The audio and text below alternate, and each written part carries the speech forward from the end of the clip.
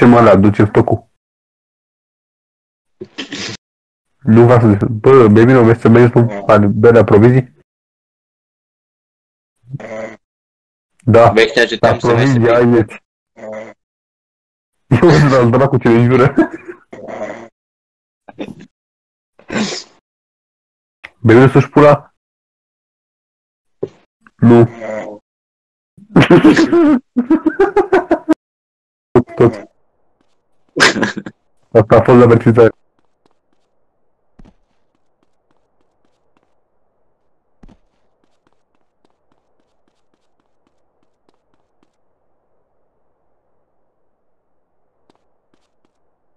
Dă-te mă pe mut.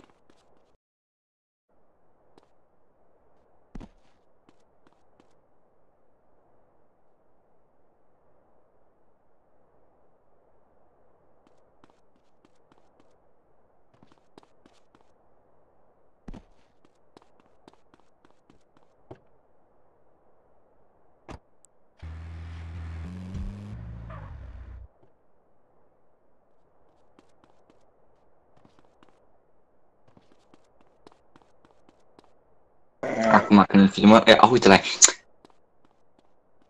Ce prost-s. Atacați! Da, sunt buncă. O, Bebino, ce ai cu mine? Bă, eu m-am gândit să fac niște brațe. Pula, Bebino. Parcă aș da unul cap la cap la Bebino, vrei, bă? Dacă sforă îi dai. Nu vreau eu. Dacă spori, dacă spori, acum îți dau 100 capa. Nu vrea. Eu asta nu vreau, dracu. Bebino, bagi în bunker, Bebino. Ce că vrea. Te bagi în bunker, dar nu e prea de la tine. Da, Bebino, dacă vrei. Nu vreau să apelez de Rox. Bebino, vrei de la Zeros? O să le caca să-i bagi în bunker?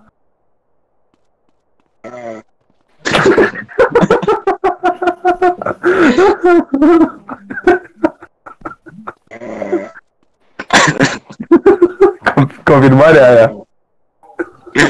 Eu am pornit, eu acum sper să meargă microfonul. Păi verifică și tu.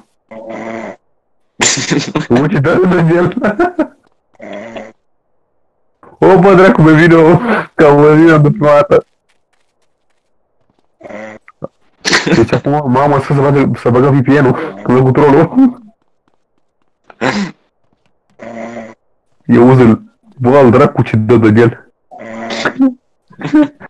El vezi că filmarea, bă. Bă, acum le dăm una după alta.